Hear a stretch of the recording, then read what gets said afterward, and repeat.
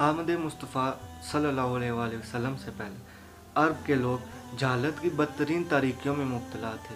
फिर अरब के एक शहर में अल्लाह पाक ने हजूर अकरम सल्लल्लाहु अलैहि वसल्लम की सूरत में एक चिराग जलाया, जिसकी रोशनी फैलते फैलते ना सिर्फ अरब बल्कि पूरी दुनिया में फैल गई। उन्होंने अपनी ईमानदारी, शफ़क़त और मोहब्बत से अपने दीन इस्लाम को फैलाया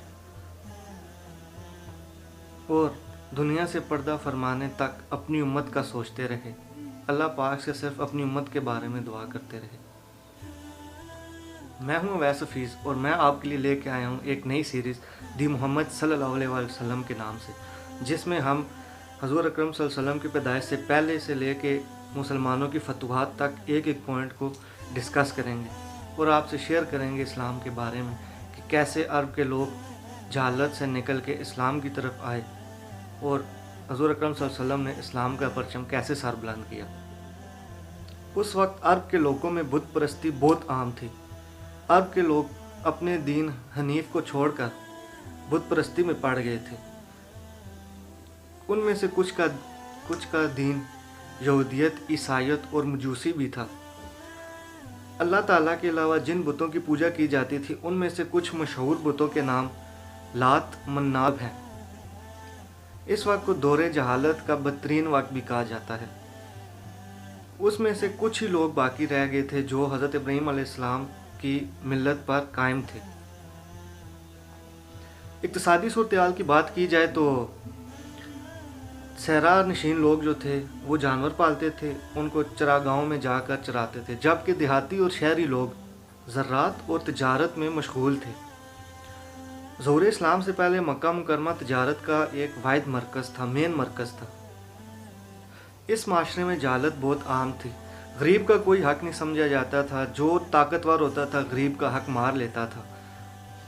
छोटी बच्चियों को पैदा होते ही जिंदा दरगोर कर दिया जाता था, उनको कोई हक नहीं दिया जाता था। लातादाद बेहद निकाह किए जाते थे।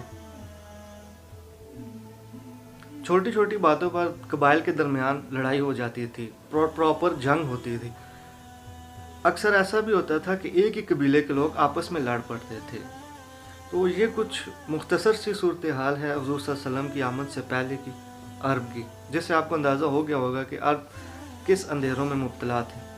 कुरैश के लोग जो अब्दुल मुत्तलिब जो कि हुज़ूर अकरम सल्लल्लाहु अलैहि वसल्लम के दादा थे, उन पर कसरत औलाद और कसरत माल की वजह से बहुत फ़ख्र करते थे।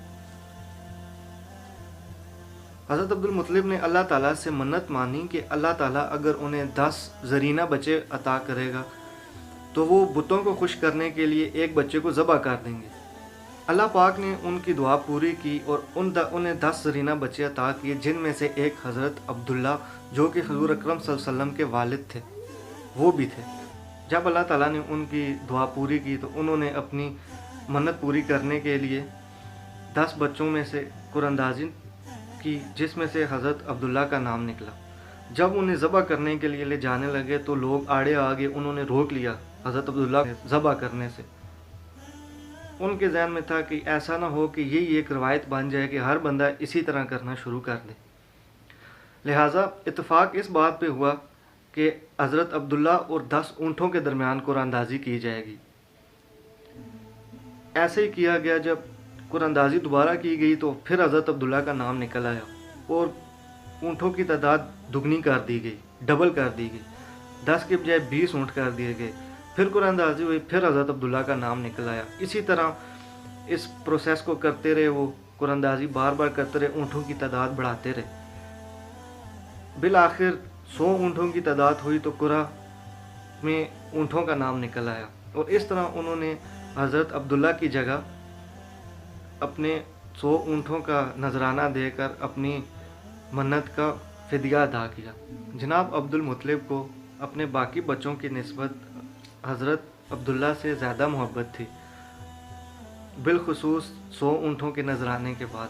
जब हज़रत अब्दुल्ला जवान हुए तो जनाब अब्दुल मुत्तलिब ने बनी ज़हरा कबीले की बेटी आमना बिनते वहब को आपके निकाह के लिए मुंतखब किया और आपसे उनका निकाह कर दिया गया।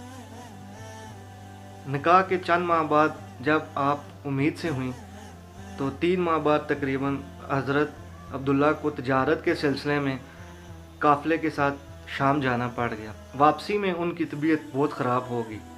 चूँकि बनी नजार आपका ननियाली कबीला था, आपने वहीं पे क़याम किया और वहीं पे आपका इंतकाल हुआ और वहीं पे आपको दफना दिया गया। हज़रत अब्दुल्ला की वफ़ात के चंद माह बाद हज़रत मोहम्मद सल्लल्लाहु अलैहि वसल्लम सोमवार के दिन पैदा हुए। अलबत्ता उनकी पैदाइश की तारीख़ के बारे में मुख्तलिफ़ रवायात हैं। एक रवायत में है कि 9 रबीउल अव्वल को आप पैदा हुए, दूसरी रवायत में है कि 12 रबीउल अव्वल को पैदा हुए, जबकि तीसरी रवायत में है कि आप सल्लल्लाहु अलैहि वसल्लम रमज़ान में पैदा हुए जब हाथी वालों ने मक्का मुकरमा पर चढ़ाई की, और ये वाक़या आप सल्लल्लाहु अलैहि वसल्लम की पैदाइश से 40 दिन कबल पेश आया। दोस्तों, हाथी वाले कौन थे, उन्होंने मक्का पर चढ़ाई क्यों की और उसका अंजाम क्या हुआ, ये जानने के लिए मेरी अगली वीडियो का इंतज़ार करें। उसमें हम इंशाल्लाह इस बारे में बात करेंगे। शुक्रिया।